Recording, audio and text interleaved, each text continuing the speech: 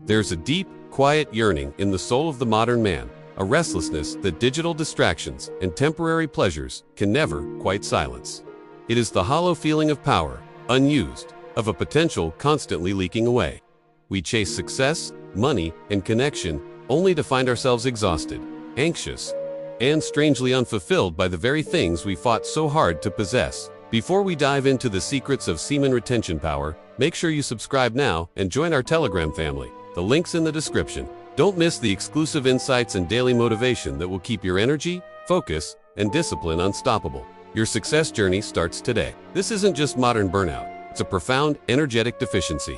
We are taught to expend, to consume, to give away every resource we have, financial, physical, and ultimately, vital. We operate under a constant spiritual debt, never realizing that the most precious resource we own isn't money or time, but a fundamental life force dwelling within us. In today's world, men are under quiet attack, not through war, but through distraction. Porn has become the weapon, and the screen is the battlefield. The moment a man gives in, he's drained not just of his seed, but of his willpower, his clarity, his edge. Every scroll, every click, every release chips away at his inner empire. The system profits when you're weak. It thrives on your attention, your lust, your lost focus. Semen retention, on the other hand, is rebellion. It's the one practice that rewires a man from the inside out, restoring his drive, discipline, and presence. That's why it's been buried under shame, mocked, or labeled as pointless. Because if men truly knew what holding their energy could do, they'd become unstoppable. The modern man faces obstacles our ancestors never did. Dopamine floods from screens. Instant pleasure replaces long-term vision. You're trained to chase release, not mastery. Every time you relapse into the trap, your potential gets postponed. But when you stop feeding that cycle, something shifts. Focus returns. Your eyes sharpen. Your words carry power. Again, semen retention isn't just about holding back, it's about rising above. It's turning temptation into strength, desire into purpose. It's the modern man's path back to control, clarity, and connection. The kind that makes women feel your presence before you even speak. The truth is, the world fears men who control themselves. Because when you master your seed, you master your mind. And when you master your mind, you can't be controlled. Think back to history, to the titans of focus and spiritual discipline. Whether it was the philosopher, the warrior, or the sage, there was always a reverence for a certain restraint, a recognition that great power isn't found in reckless spending, but in careful, disciplined accumulation. This is the first, essential step toward uncovering the secret, admitting that the current cultural mandate is simply wrong. The modern narrative is seductive. It tells us to follow every urge, to indulge every impulse, assuring us that release is health and liberation. But for many men, this path has led only to a cold silence in their spirit, leaving them drained and unable to hold their own focus in the face of life's demands. Then comes the whisper, often found buried deep in forgotten forums or translated ancient texts, a radical proposition: semen retention. Sounds almost too simple, too archaic, too much like a myth from a distant, simpler world.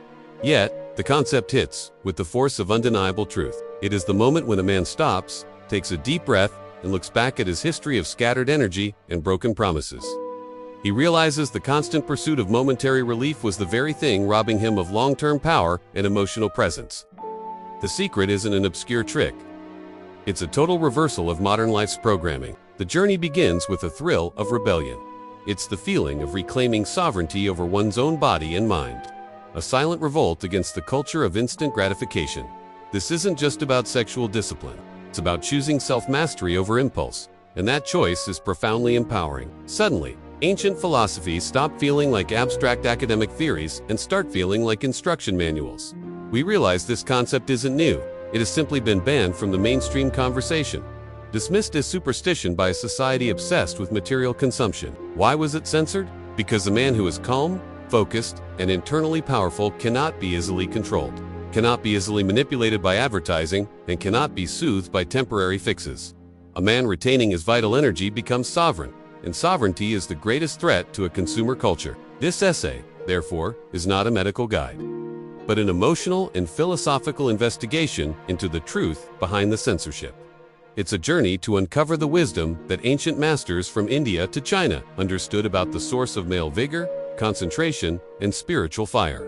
The ancient roots and their mark. To understand the censorship, we must first look at the source of the secret. In India, the concept is known as brahmacharya, meaning conduct leading to Brahman, the absolute reality. It is far more than celibacy. It is the conservation and transmutation of Shukra semen into Oyas, the highest form of spiritual and emotional energy. The ancient Hindu texts like the Vedas and Ayurveda detailed how this udas contributes to physical beauty, intellectual strength, memory, and an overall charismatic presence. It was the vital heat tapas that fueled all great acts of discipline and knowledge.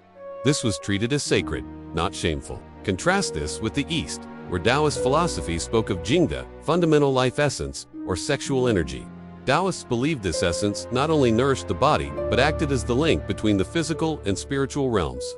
Loss of Jing was linked directly to premature aging and fatigue. The Taoist practice of Wanjing Bunao, returning the essence to replenish the brain, was an esoteric method designed to transmute this Jing energy up the spine to feed the higher centers of consciousness. The idea was to limit the loss of the most potent fluid to enhance longevity and spiritual connection. So, we have two ancient traditions, separated by thousands of miles, yet sharing the exact same core truth, that the sexual essence is a vital, finite resource that, when conserved and controlled, is the bedrock of masculine power. This knowledge was institutionalized, respected, and incorporated into spiritual life. If you took a single ounce of value from this video, here's your next step. Like this video so we can reach more people, and subscribe to lock in your spot for our next level up session. You absolutely cannot miss what's coming next update. The shift began in the 18th and 19th centuries in the West, when the idea of semen conservation re-entered Western thoughts largely through figures like Dr. Samuel Tissot, was stripped of its spiritual and energetic context and replaced with fear and moral panic. Tissot's treatise on the diseases produced by onanism pathologized seminal discharge, turning a philosophical choice into a medical fear. The ancient wisdom of Oyas and Gung of energetic transmutation was reduced to a simplistic, fear-based dogma about masturbation hysteria. This was the beginning of the Great Censorship.